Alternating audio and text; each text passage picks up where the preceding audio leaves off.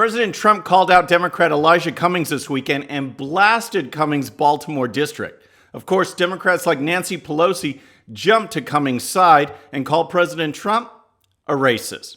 The word America was being discussed at Colorado State University for possibly being offensive, and the Democrats prepare for round 2 of their presidential debates. All that and more. I'm Bobby Eberle. This is a 13-minute news hour. And God bless the United States of America.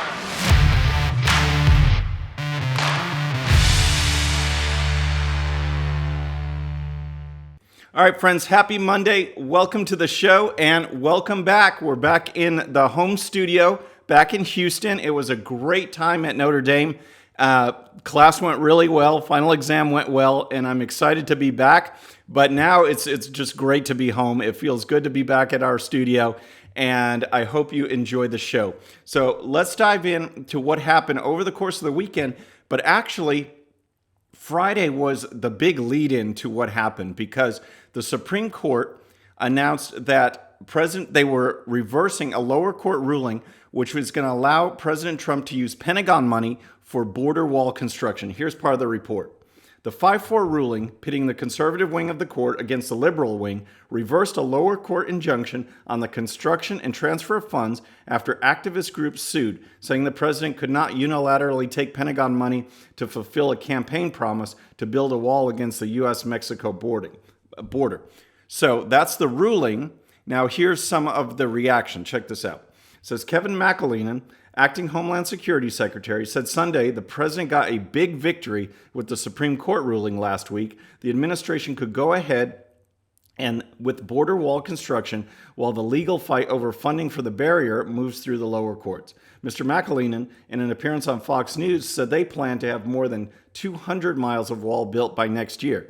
He added the transferring of $2.5 billion from the Department of Defense is going to allow the building activity to more than double, noting that they are building every day down there. All right, so that is great news, all right? This is what President Trump talked about. He's been building a wall. I know there's been stories in the media that no new wall has been constructed, and the point is that there are some areas in the border where they've had barriers. They went there first because those are hot zones, and the border wall construction is just, the condition is terrible. They're falling down. Some of the barriers are basically non-existent. So if you replace that with solid border wall, guess what? You're doing something. You're making a difference. You're constructing new wall. And now with this, they're going to be doing even more. So obviously President Trump was happy. So what does he do?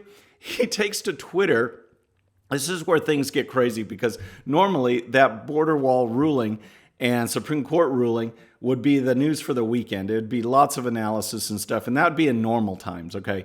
But we're not in normal times anymore. So on Saturday, President Trump did like a double whammy. He decided to tweet about the border and also go after one of his nemesis, and that is Representative Elijah Cummings. He's a Democrat from Baltimore. He goes after them both. Here's what Trump tweeted. He says, Representative Elijah Cummings has been a brutal bully, shouting and screaming at the great men and women of the Border Patrol about conditions at the southern border, when actually his Baltimore district is far worse and more dangerous. His district is considered the worst in the U.S., okay? And he goes on. Here's some more. Worse in the U.S., as proven last week during a congressional tour. The border is clean, efficient, and well-run, and just very crowded. Cummings' district is a disgusting rat and rodent-infested mess. If he spent more time in Baltimore, maybe he could help clean up this very dangerous and filthy place. So, yeah, it's on. Trump was that was the guy in his sights, and he let him have it. All of it was true. 10 minutes after that, Trump tweeted this. He says, why is so much money sent to Elijah Cummings' district when it is considered the worst run and most dangerous anywhere in the United States? No human being would want to live there. Where is all this money going? How much is stolen? Investigate this corrupt mess immediately. All right. So, of course, that just made everyone go ballistic on the Democrat side and on the media side. We'll get to some of that reaction. So, of course, Nancy Pelosi had to jump in. And guess what word she used? I mean, you can already guess. Here's what she tweeted. She says, Representative Cummings is a champion in the Congress and the country for civil rights and economic justice, a beloved leader in Baltimore, and deeply valued colleague. We all reject the racist attacks against him and support his steadfast leadership. Hashtag Elijah Cummings is a patriot. All right, so just because Elijah Cummings is black, Nancy Pelosi thought that she could play the race card. And this is what they do every time. It's like the only reason that President Trump tweeted this is because the guy is black. No, it's because his district is terrible, okay? I don't have an overlay for this, but just before I came on the show, I was looking up some more information. USA Today had a report in October of 2018. Baltimore was listed as the most dangerous city in the United States. Chicago has more murders, but as far as murders per capita, Baltimore leads the way. It is dangerous. It is a mess, and Trump was absolutely right. But of course, Nancy Pelosi plays the race card. And then Alexandria Ocasio-Cortez jumped in. Her tweet was really weird. She did a series of tweets almost more about plugging herself and how she had to basically audition in front of Cummings for the House Oversight Committee, and she was scared and she didn't know if she'd get it. And it's like, is this a defense of him? But her last tweet said this. She said, by the end of the meeting, I had no idea if I made the cut. If you look at oversight, it includes many all-stars of Congress. From Representative Baskin to Ro Khanna, Cummings is a legendary coach who brings out the best in everyone. He makes the country better. You want to be on his team. All right. So again, she's just whatever with that tweet. Elijah Cummings is known as one of the most inept people in Congress. Not only is his district a mess, but he's a mess. He doesn't know what is going on. And then Nancy Pelosi, she plays the race card. So what does Trump do? He decides to just up the game. All right. He comes back and he goes after Pelosi and Cummings. And if you recall, Pelosi represents San Francisco, okay? San Francisco, where the homeless are taking over, where needles are on the street, where people are relieving themselves in public, on public streets, so much so that they have this. Let me put this up. We covered this on a show. This is the San Francisco poop map, and you can kind of guess what the darker areas mean. This is all the areas in the city where they've reported poop on the streets, on the sidewalks, and that is her district, okay? So then Trump, he went back at him. He tweeted this. He says, someone please explain to Nancy Pelosi, who was recently called racist by those in her own party, that there is nothing wrong with bringing out the various obvious fact that Congressman Elijah Cummings has done a very poor job for his district in the city of Baltimore. Just take a look. The facts speak louder than words. The Democrats always play the race card, when in fact they have done so little for our nation's great African-American people. Now lowest unemployment in U.S. history and only getting better. Elijah Cummings has failed badly, okay? So that's Pelosi, that's Alexandria Ocasio-Cortez. Here's some of the reaction from CNN, which tried to paint this as a Fox News plot. And of course, again, they use the R word. Check this out. So Brian, what's your take on this? What have you found out?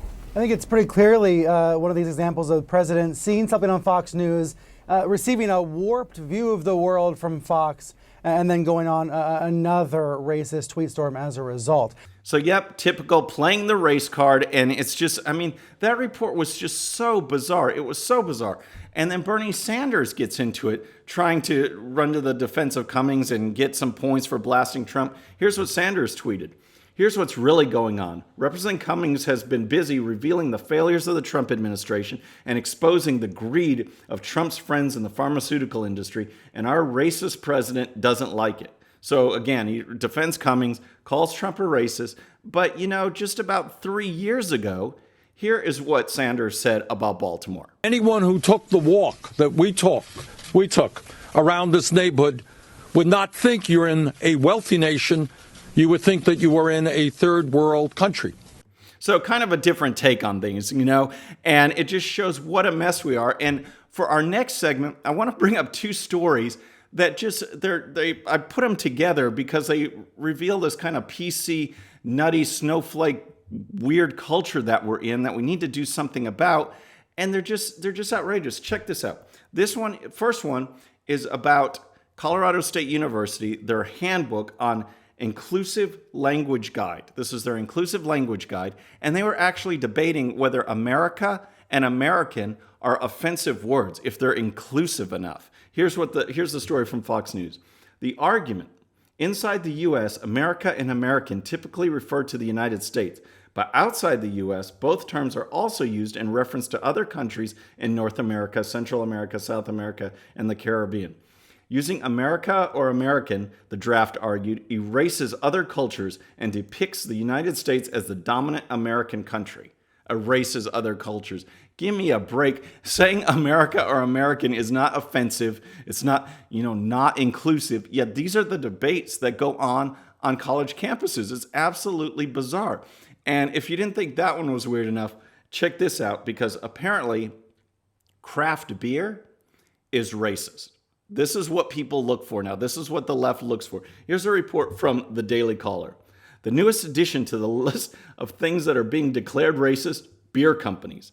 A columnist at the Boston Globe, Shirley Luong, accused craft beer of being a haven for white males in her newest piece titled "Craft Beer's Diversity Problem: Too Many White Male Hipsters." Are you kidding me? Seriously? And I mean, of all things, this is what you spend your time writing. I guess she couldn't think of another piece or another idea. So here's more from that. Sadly, what counts as diversity in this country is the clean-shaven minority mixing with bearded majority, Luong wrote. Beer companies have become, quote, a haven for white males, according to Luong, because they, for decades, courted male consumers with sexist TV ads featuring women in bikinis.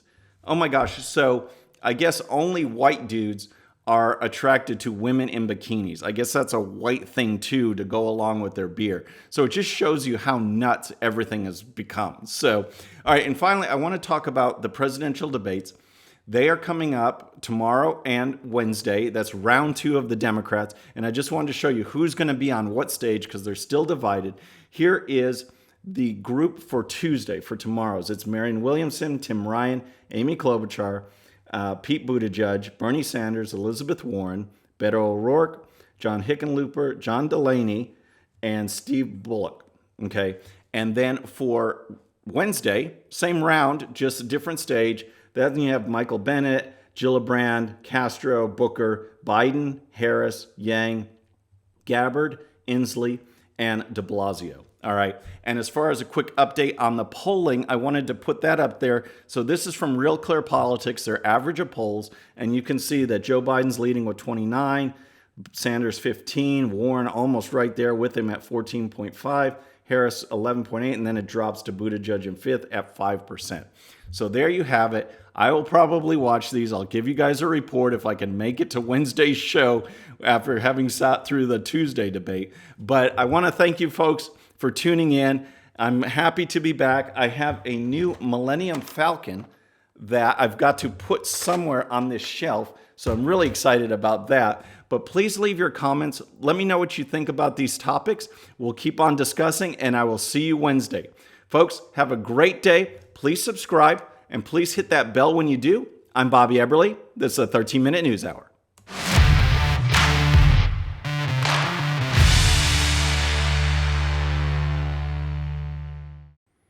Okay, friends, just a little reminder before you go, and no, this does not count against my 13 minutes. Please hit the subscribe button below and tell your friends. And if you happen to miss our last show, you can check it out right here. And also for great conservative news and commentary, please check out GOPUSA.com. All right, folks, we'll see you on the next show. Have a great day.